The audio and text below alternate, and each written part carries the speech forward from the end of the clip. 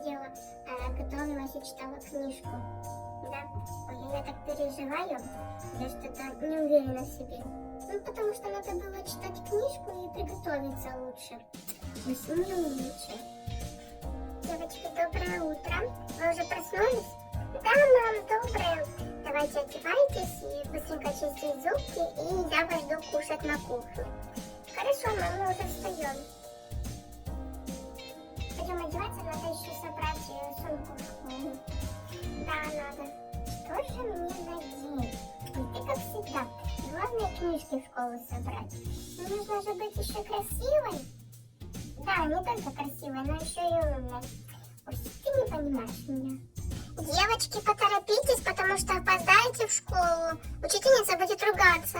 Мы уже оделись, мам. Сейчас только зубы почистим и придем кушать. Бетти, я тебе напоминаю, моя щетка розовая, а твоя белая. Не перепутай, пожалуйста. Ты что мне 100 лет наставления даешь? Конечно, я помню, что моя щетка розовая. Давай быстрее, я уже начала чистить зубы. Ага, я уже заканчиваю.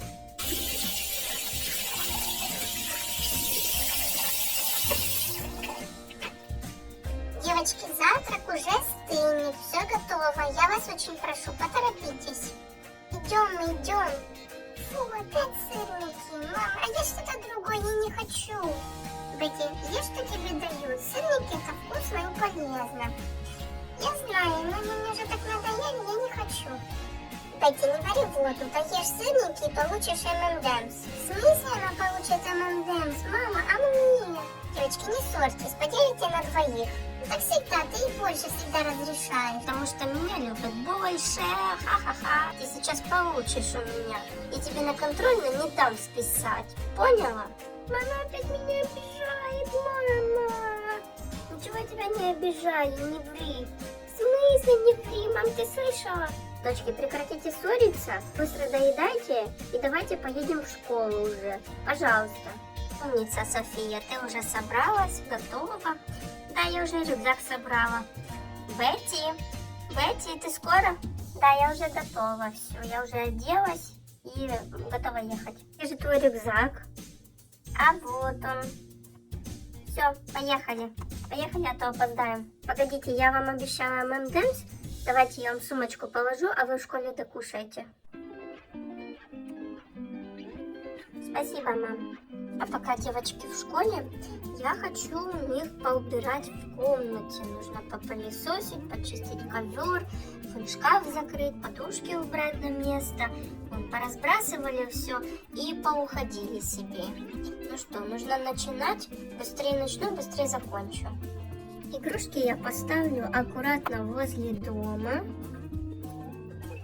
Теперь нужно закрыть дверь в шкаф. Вот так. Уберем на место все подушки. Кажется, не так. Ну ладно, придут, сами разберутся, где чья. Теперь позакрываем все ящики.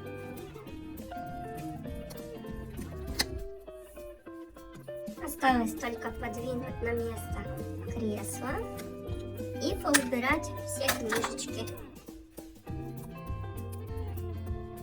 Вот так вот аккуратненько их на стол. И тут вот сюда. Ну вот, осталось только попылесосить и почистить ковер. Сколько же мусора. Забыла пирамидку на место положить. Фух. А еще нужно ковер помыть. Взять щеточку, хорошенько намочить в ведре и вот так вот позамывать. Потому что девочки тут и крышат, и кушают бывает, и игрушки сюда тащат. Ой, и все на свете. Ну, кажется, все. Управилась я, вроде чисто, на столе чисто, ковер чистый. Осталось только убрать ведро, и можно идти на работу.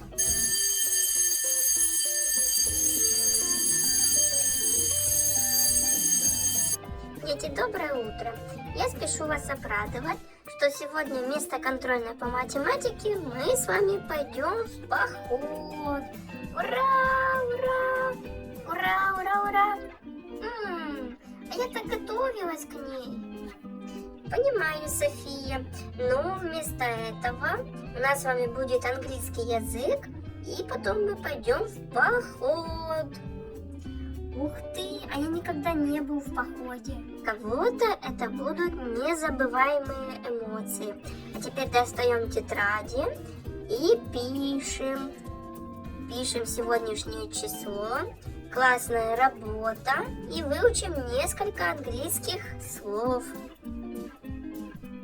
Ну вот, наш урок подошел к концу.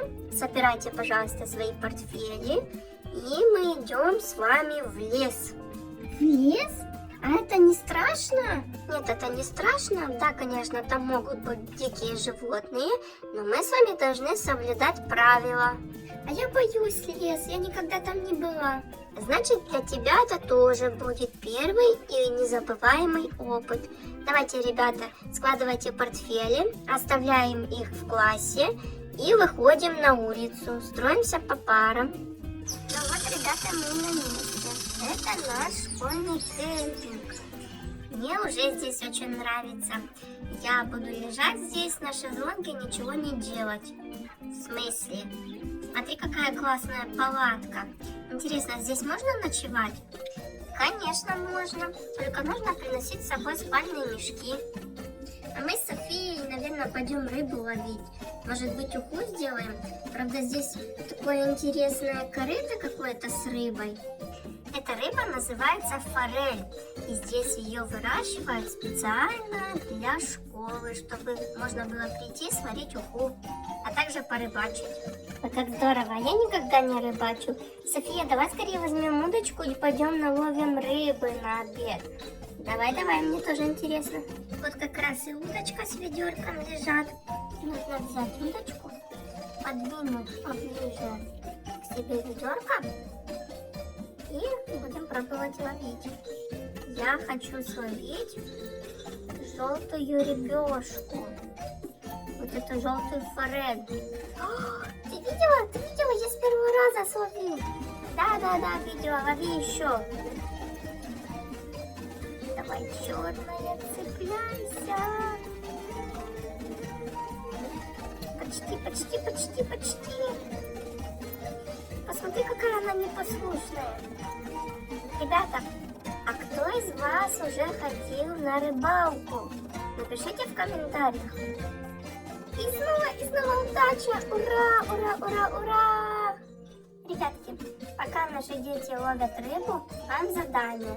Нужно сходить и насобирать дров, чтобы развести костер. Хорошо, я как раз этим и займусь. Все готово, можно разжигать костер. Быстро ты справилась, молодец. Да, я уже голодная. Ты хоть бы подошла, помогла костер разжечь, что ты лежишь целый день. Ой, ну и что, я контролирую все, помогаю учительнице. У нас здесь есть такой котелочек. Сейчас мы положим сюда дров и попробуем распалить костер.